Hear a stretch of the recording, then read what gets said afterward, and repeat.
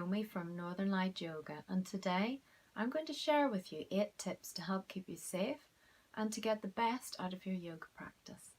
So tip number 1, yoga is non-competitive. So we're all so different from each other, and even from one day to the next we'll feel different, and what might be easy and dynamic one day may feel quite challenging the next day. Yoga invites us to personalize our practice and to accept our limitations and strengths. So just enjoy your personal achievements and be patient with your progress. Tip number 2, bring full awareness to your yoga practice. So really listen to what your body is telling you, the signals that it's giving you. Then respect what your body is telling you, and then act on what your body is telling you, which leads us on to tip number 3, which is to practice the mantra, no pain, no strain. It's okay to push yourself and to challenge yourself, but once you move into pain, that's your body's way of saying, no, I need to stop now.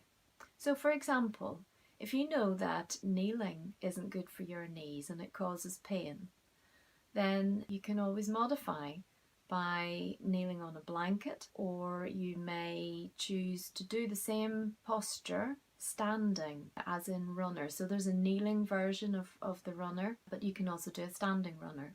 And if that's not working for you, then you can use a chair. There's always an option to modify so that you still get the energetics and the benefits of your practice, but without moving into the realm of pain.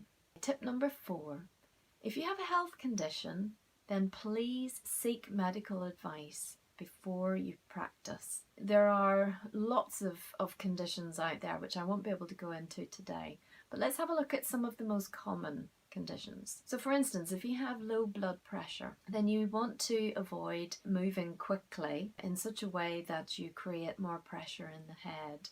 So the way to do that is just to easily transition from one move into the next. So for instance, if you're in a forward bend, then just come out of that to a standing position nice and slowly, taking your own time.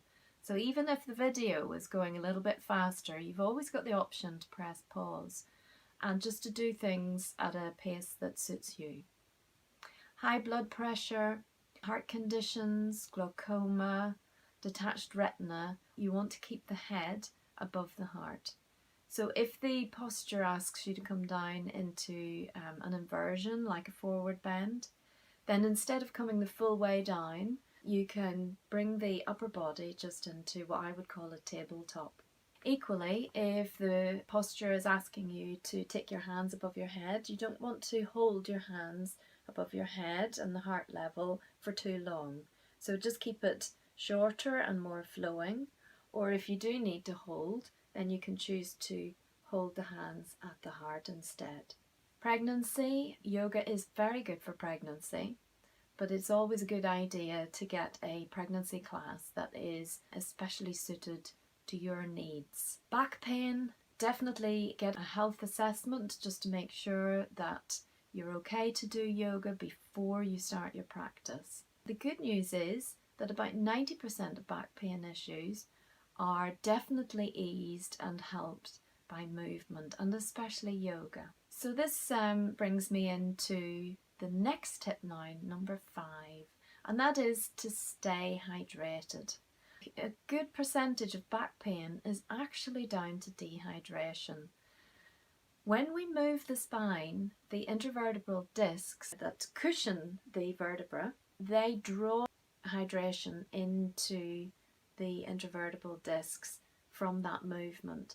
But if you're dehydrated, then those discs will be dehydrated as well, and there isn't the cushioning for the vertebra. So that can cause muscle tension and back pain. So just by keeping hydrated, we can really help to keep the spine nice and healthy. Yoga naturally detoxifies the body as well. So if you're new to yoga, or if you haven't practiced for quite a while, then you will probably release toxins. And by drinking water, that will help to keep all of that moving and help to flush it out of your system. And also, if you are already feeling thirsty, that means that you're already dehydrated. So I would recommend that you keep a bottle of water nearby and just regularly sip throughout your practice. Just stop for a drink. Even if you don't feel particularly thirsty, just take a sip.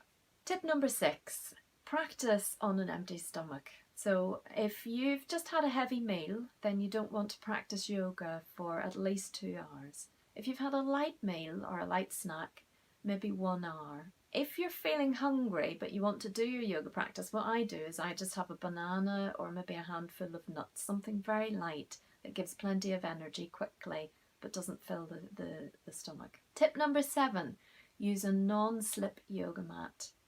So in yoga, we usually use a mat that's about 4 to 6 millimeters thick, and this helps to cushion the spine when you're doing floor work.